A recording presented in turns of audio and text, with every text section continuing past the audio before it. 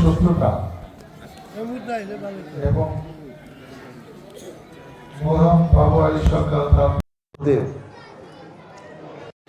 নিয়ে আজকে এই দোয়া ও মিলাদ মাহফিলের সম্মানিত সভাপতি, উপস্থিত রাজনৈতিক দলের নেতৃবৃন্দ, এলাকার মুরব্বিয়ান, সুধী মণ্ডলী, উপস্থিত ভাই ও বোনেরা, আসসালামু আলাইকুম।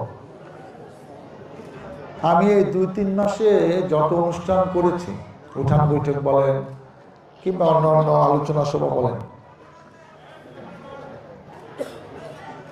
এই ধরনের পরিসরে এতজন মুরব্বী যারা নামাজ পড়ে সরাসরি এখানে এসছে,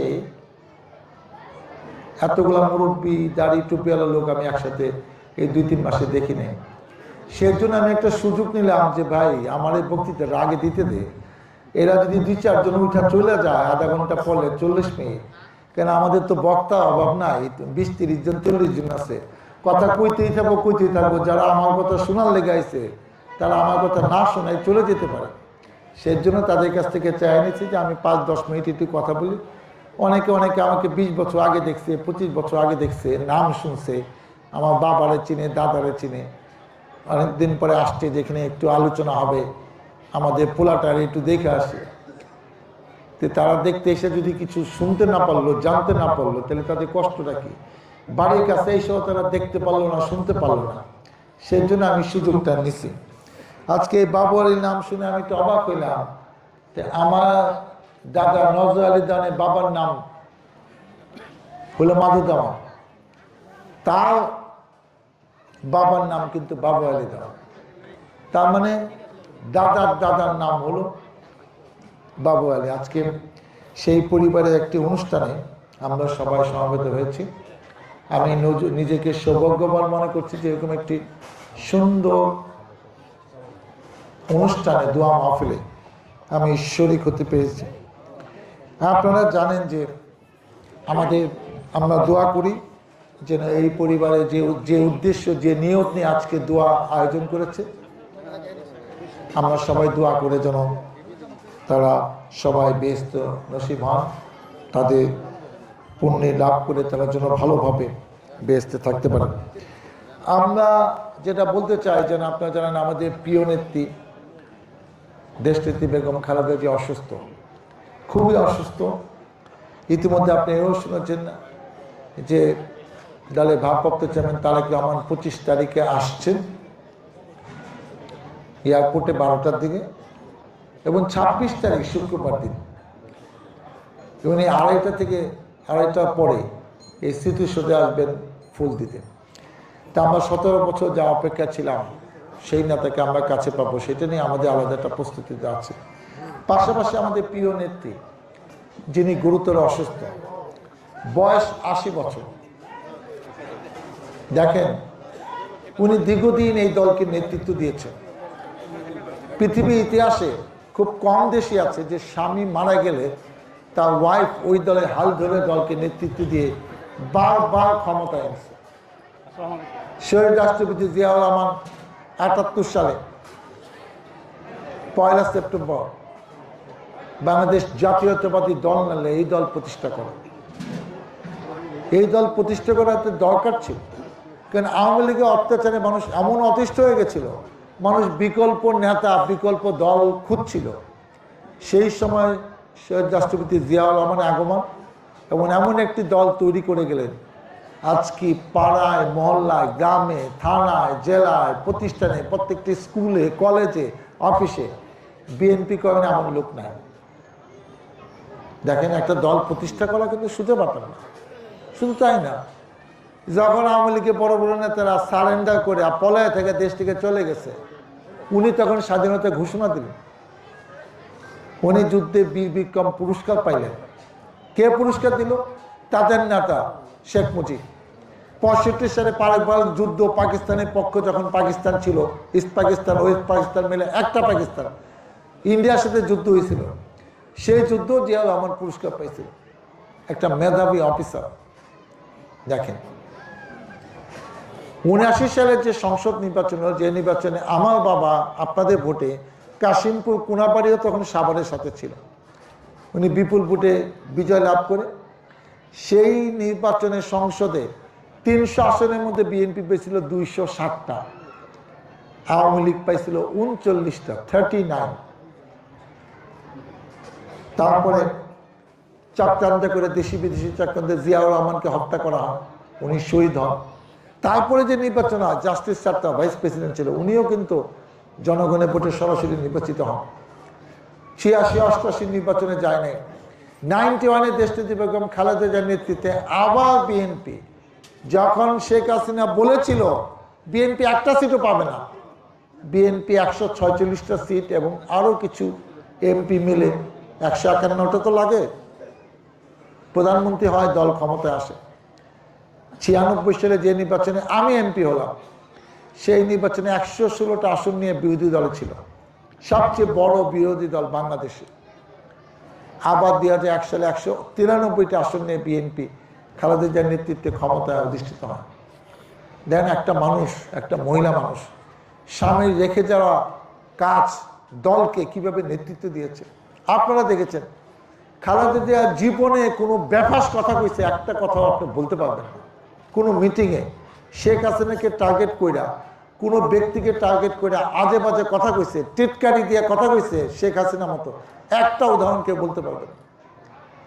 ওনার নামে মিথ্যা মামলার দিকে 5 বছর পরে 10 বছর, 2 বছর জেলেই ছিল, তাকে বিদেশে চিকিৎসার জন্য যাইতে হয়নি। আজকে তার যে অসুস্থতা, এর জন্য শেখ হাসিনাও দায়ী, এই সরকারও দায়ী, আওয়ামী লীগের সরকার তাকে সময় মতো চিকিৎসা করতে দেয়নি। মানুষের বয়স বাড়লে, অসুখ বিসুখ হইলে সেগুলো চিকিৎসা না থাকলে অসুখ বাড়তেই থাকে, বাড়তেই থাকে। দেখেন শেখ হাসিনা পতনের পর এখন পর্যন্ত যতদিন সুস্থ ছিল, শেখ হাসিনা নিয়ে একটা বাজে মন্তব্য করেনি, খারাপ কথা বলেনি, চুপ ছিল। মানে আল্লাহ আল্লাহ বিচার করুক, আমার কাউকে নিয়ে কোনো কিছু বলার নাই। আমরা আজকে রাজনীতি করি তার আদর্শ দর্শন দেখে। উনি একজন ভালো মানুষ, ওনার ব্যক্তিত্ব অন্যরকম। মানুষের জন্য কাজ করতে হবে, চিল্লা চিল্লি করে ক্ষমতা দেখানোর কিছু নাই।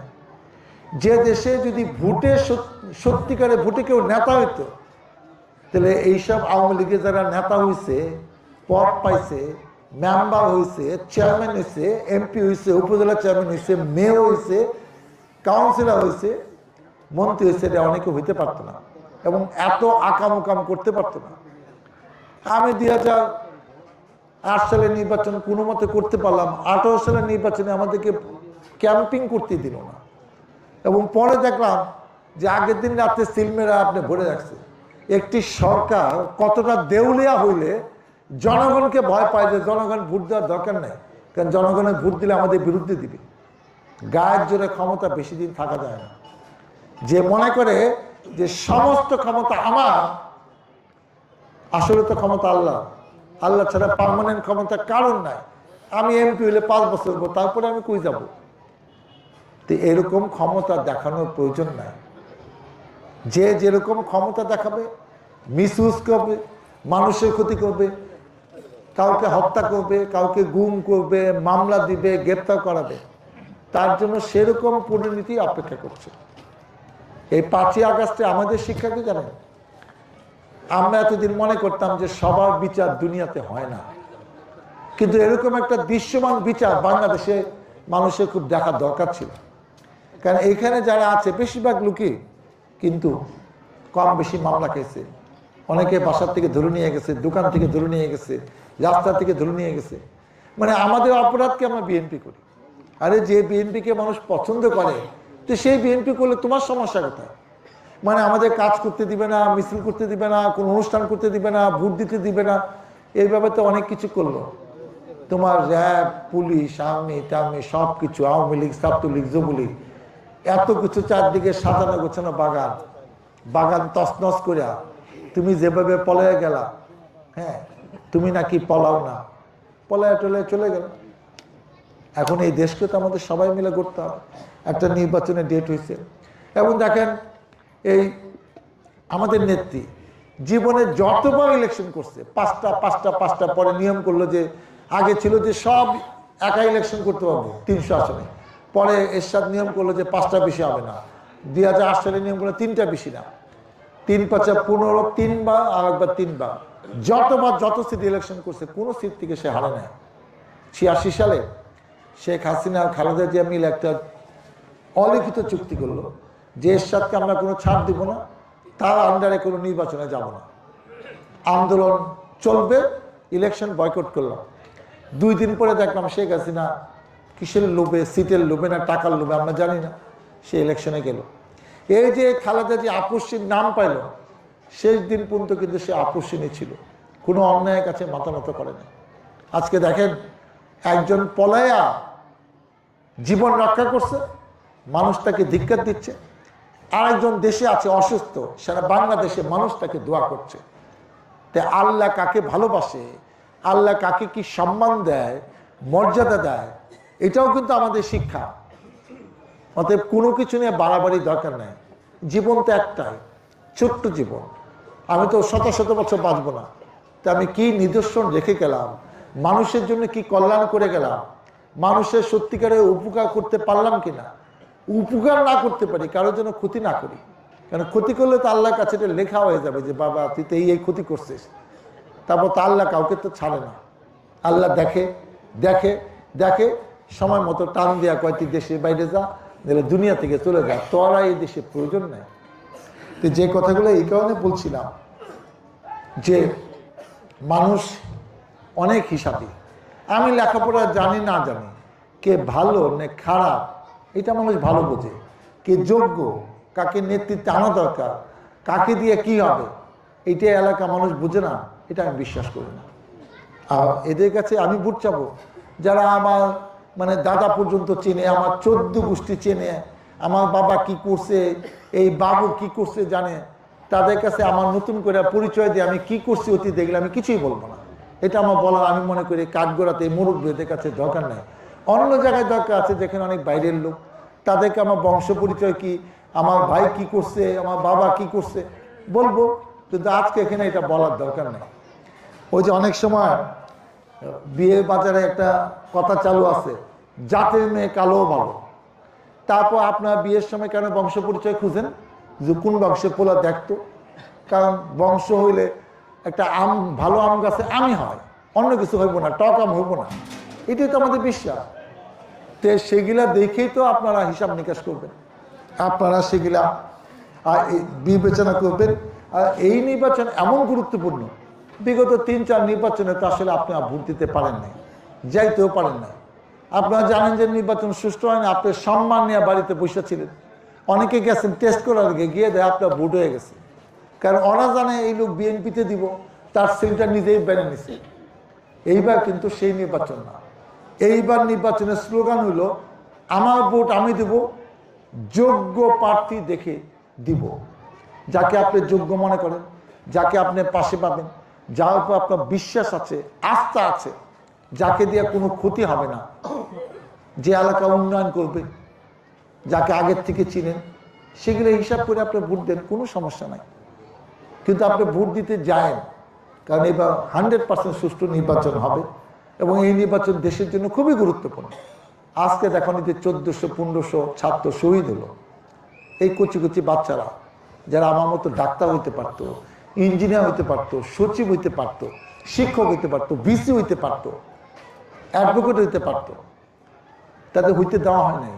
হেলিকপ্টার দিয়ে গুলি করে মানুষ মারা হয়েছে, কিন্তু শেষ রক্ষা তো হয়নি। 24-25 হাজার আহত হয়েছে, এক হাত নাই, এক পা নাই, দুই হাত নাই, দুই পা নাই, পঙ্গু, অসুস্থ, স্বাভাবিক কাজকর্মে ফিরে যেতে পারছে না। তাহলে এদের জীবন দিল কেন?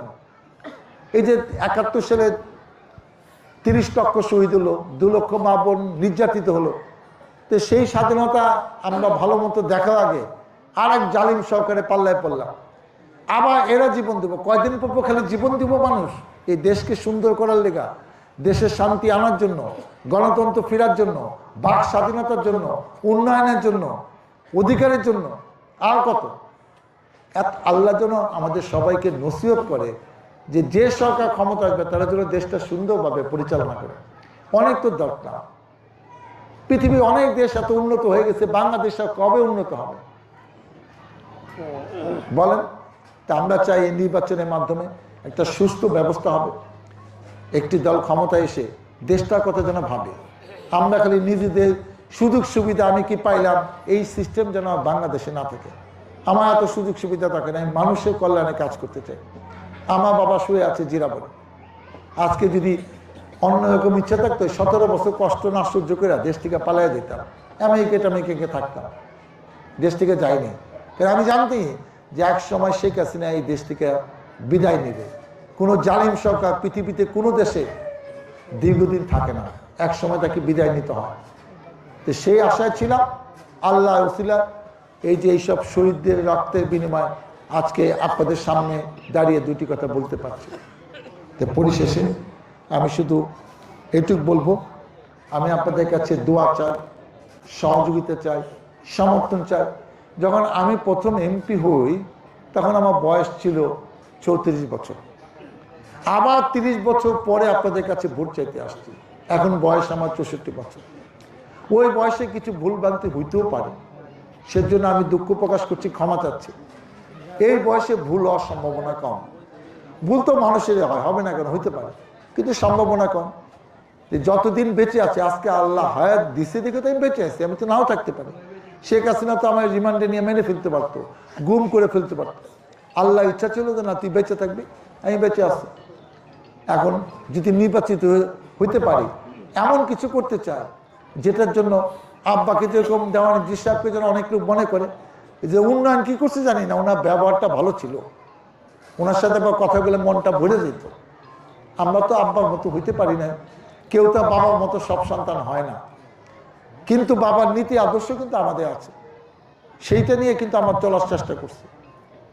আব্বা সেই আপনাদেরকে ভালোবাসতো, এই ইউনিয়নে 45 বছর চেয়ারম্যান ছিল।